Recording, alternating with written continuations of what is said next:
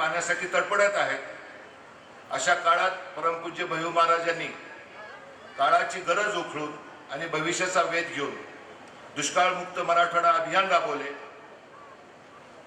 आजकाल स्वयंघोषित संत महंत अनेक आहेत, पण खऱ्या अर्थानं वंचित उपेक्षित शेतकरी, कष्टकरी, कामगार आणि अनाथ, गुन्हेगार, पारधी समाजाच्या मुलासाठी काम करणारे राष्ट्रसंत भैयू महाराज हे भारतातीलच नव्हे तर विश्वातील संत आहेत। ऊसतोड मजुराचा जिल्हा अशी बीड जिल्ह्याची ओळख असली तरी साधू संतांचा जिल्हा अशी ही बीड जिल्ह्याची दुसरी ओळख आहे। अनेक महान थोर संतांची ही जन्मभूमी आणि कर्मभूमी बीड जिल्हा आहे। भगवानगडाचे संत भगवान बाबा, नारायणगडाचे नगद नारायण महाराज, साखरवाडीचे माऊली महाराज असे अनेक कितीतरी संत साधूंनी भागवत धर्माची पताका खांद्यावर घेऊन अध्यात्माबरोबरच समाज जागृतीचे सामाजिक सलोखा कायम ठेवण्याचे काम केले आहे। फक्त अध्यात्म क्षेत्रातच नव्हे तर कला, क्रीडा आणि सांस्कृतिक क्षेत्रातही बीड जिल्ह्याचे ऐतिहासिक आणि महत्त्वाचे योगदान आहे। भागवत साहेब शून्याचा शोध लावणारे थोर गणित तज्ञ भास्कराचार्य हे बीड जिल्ह्याचे, हे आमच्या भूमीचे। जागतिक कीर्तीचे पखवाद वादक शंकर बापू आपेगावकर हे बीड जिल्ह्याचे।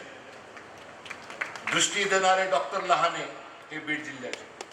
अनेक क्षेत्रामध्ये नामवंत लोकांनी बीड जिल्ह्याचं आपल्या मातीचं नाव उंचावलेले आहे।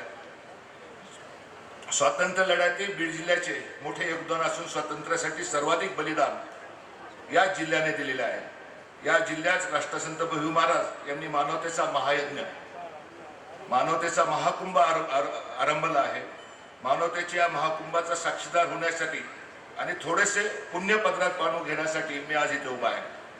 भैयू महाराजांनी शेतकरी, वंचित, उपेक्षित, निराधार, पारधी समाजाची मुले त्यांनी केलेल्या संपूर्ण कार्याचा आढावा कमी वेळेमध्ये घेणे शक्य नाही, कारण की संपूर्ण देशात त्यांनी काम मोठे उभा केले। बीड जिल्ह्यापुरते सांगायचे झाल्यास अंबाजोगाई येथे जनावरांसाठी 23 हौद उभारून पाण्याची सोय केली। आत्महत्याग्रस्त शेतकऱ्यांच्या 21 पाल्यांना नोकरी मिळवून दिली।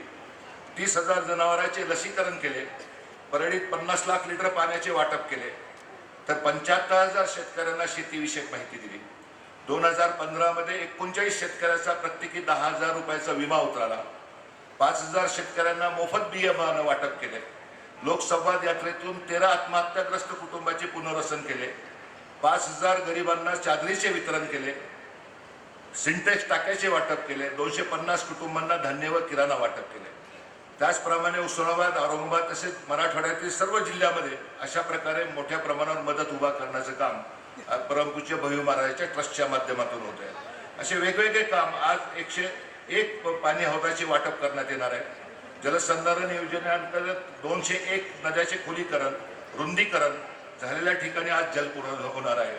तर बीड जिल्ह्यातील 153 गावात भूमी सुधार अभियानाची सुरुवात करण्यात येणार आहे। ग्रामीण भागात उच्च शिक्षण मिळावे म्हणून 50 केंद्राची स्थापना करण्यात येणार आहे। मोबाईल ॲपचे लोकार्पण करण्यात आज आलेले आहे। बीड संमिश्र निवासी शाळेचे, ज्यामध्ये पारधी, आत्महत्याग्रस्त शेतकरी, कैद्यांची मुले, नत्यांगणांची मुले, कामगारांची मुले शिक्षण घेणार आहेत। तृतीय पंथीयाचे पुनर्वसन करण्याचं केंद्र तसेच एड्सग्रस्तांसाठी बालगृहाची सुरुवात सुद्धा आपल्या बीड शहरामध्ये भैयूजी महाराजच्या ट्रस्टच्या माध्यमातून होते। त्यांचे कार्य, व्यक्तिमत्वाकडे पाहताना मला संत तुकाराम महाराजांच्या अभंगाच्या पंक्तीचे स्मरण होते। संत तुकाराम महाराज म्हणतात, जे की रंजले गांजले त्याशी मने जो आपुले, तोची साधू ओळखावा, देव तिथेची जाणावा। जो गरिबाचे दुःख हरण करतो तोच खरा संत।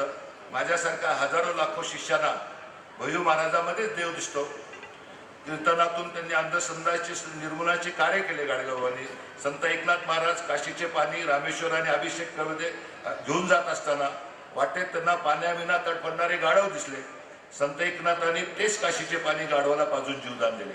कोण काय म्हणेल याची त्यांनी पर्वा केली नाही। या थोर संतांच्या पावलावर पाऊल ठेवून परमपूज्य भैयू महाराजांनी आध्यात्मिक आणि सामाजिक कार्य सुरू केलेले आहे। अनेक ठिकाणी त्यांना संकटाला सामना करावा लागला। आज त्यांच्या पत्नी हयात नाहीत, अचानक त्यांचा देहावसन झालं, हल्ले झाले अनेक ठिकाणी, तरीही न डगमगता, उमेद न खचून जाता त्यांनी समाजसेवेचे जे व्रत घेतलेले आहे त्या व्रताच्या पायी राहून आजच्या कार्यक्रमात सुद्धा गेल्या 15 दिवसापासून सातत्यानं कसं आपल्याला इथं मदत करता येईल, कशी उभा करता येईल मदतीचा डोंगर, या दृष्टीने त्यांचं काम सुरू आहे. आज माझ्याही बाबतीत स्वर्गीय काकू नानांनी, ज्या मातोश्री काकू आणि नानांनी ज्या काळात महिलांचे विश्व चूल आणि मूल एवढे मर्यादित होते, अशा काळात सामाजिक आणि राजकीय क्षेत्रात उत्तुंग काम केलं. गोरगरिबांच्या मुलासाठी खेड्यापाड्यात दर्जेदार शिक्षण देणाऱ्या शाळा सुरू केल्या, महाविद्यालय सुरू केले, गरिबाच्या हातांना काम देण्यासाठी अनेक संस्था उभा केल्या. सांगणं असायचं, त्यांचं बोलणं असायचं आम्हाला सगळ्यांना की मोठ्या माणसाचे, एखाद्या श्रीमंताचं काम नाही गेलं तरी चालेल, परंतु गोरगरिबाचे कामे प्राधान्याने करत जा. काकू नानाचा आदर्श विचारांना प्रमाण मानून आणि आदरणीय जयंत अण्णांच्या मार्गदर्शनाखाली वेगवेगळ्या शहराचा आणि बीड जिल्ह्याचा विकासाचे प्रश्न सोडवण्याचं काम आपण करतोय. आपण सगळं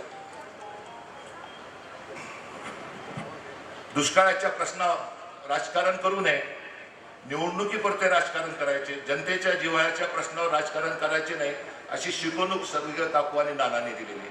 आणि त्याला अनुसरूनच आजच्या कार्यक्रमामध्ये वेगवेगळ्या राजकीय पक्षाचे, वेगवेगळ्या विचाराचे जरी लोक असतील तरी हा मानवतेचा महाकुंभ आहे. याच्यामध्ये सर्वसामान्य लोकांना मदत पोहोचते, म्हणून आपण सर्वजण मिळून आपापले बाजूला ठेवून या व्यासपीठावर एकत्र आलो. तर मला वाटतं निश्चितपणे आमच्या जिल्ह्यातील लोकांना या कार्यक्रमाच्या माध्यमातून अनेक तुकांना आणखी उत्स्फूर्तपणे मदत देण्याची भूमिका ह्या माध्यमातून येईल. माझी विनंती राहील सगळ्या संघटनेला, सगळ्या लोकांना की दुष्काळाने आपण जे होरपळतोय त्याच्या पाठीमागला वृक्षतोड खूप मोठ्या प्रमाणावर झालेली, आणि आज आपण जर संकल्प केला प्रत्येकाने 2-2 वृक्ष लावायचं, ही जर मोहीम आपण सगळ्यांनी सुरू केली तर निश्चितपणे मराठवाड्यावर जे सावट उभा राहते नेहमी दुष्काळाचं, ते सावट दूर होण्यासाठी निश्चितपणे मदत या निमित्तानं होईल.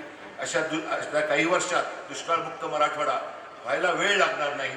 आज आपण सगळे मिळून त्या कार्यक्रमाच्यासाठी उपस्थित झाला.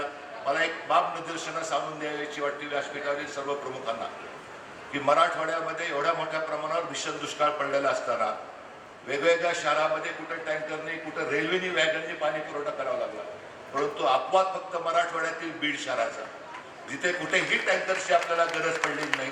अशा ह्या सगळ्या परिस्थितीतून मार्ग करण्यासाठी व्यासपीठावरील सगळ्या प्रमुखांनी शहराच्या आणि जिल्ह्याच्या विकासासाठी मदतीची भूमिका घ्यावी, एवढी विनंती आपल्या सगळ्याकडनं करतो. आणि पुनश्च एकदा आलेल्या सगळ्या पाहुण्याचं मी हार्दिक स्वागत करतो. भारतभूषणजींना मी विनंती करतो की स्वागताध्यक्ष या नात्यानं आता या कार्यक्रमाच्या या घडीला दीप प्रज्वलन आणि भारत माता प्रतिमा पूजनासाठी आदरणीय मोहनजींना त्यांनी घेऊन यात. भारत मातेची जी प्रतिमा आहे तिथं आणि इतर सर्व पाहुणे मंडळींना घेऊन यावं अशी विनंती.